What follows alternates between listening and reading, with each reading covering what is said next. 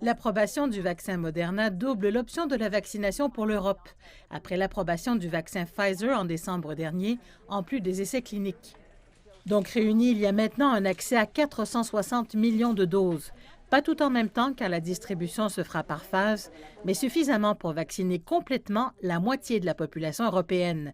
Le Moderna et le Pfizer, sans les essais cliniques, nécessitent 2 injections. Le problème n'est pas le nombre de vaccins, mais le déploiement anémique des programmes de vaccination. Les premières doses ont été données en Europe le 26 décembre et depuis lors, qu'1 million de personnes environ ont reçu la première dose, en comparaison avec 1 300 000 personnes au Royaume-Uni et plus de 5 millions aux États-Unis.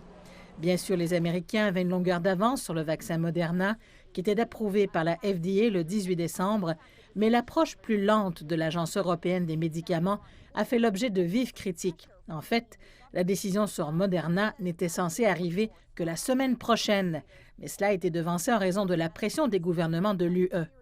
L'agence prétend qu'elle est plus minutieuse que les autres régulateurs et que le vaccin anti-COVID doit répondre aux mêmes critères que tout autre vaccin en circulation en Europe, ce qui prend plus de temps. Mais l'on questionne à savoir s'il s'agit de la meilleure approche étant donné qu'une 3e vague frappe le continent, que des milliers de personnes meurent et qu'un nouveau variant qui semble plus contagieux arrive de toutes parts. Désormais, les dirigeants de l'UE sont aussi critiqués pour la lente distribution de ce vaccin. En date de dimanche, moins de 10 000 personnes avaient reçu la dose initiale en France et seulement 700 ici en Belgique.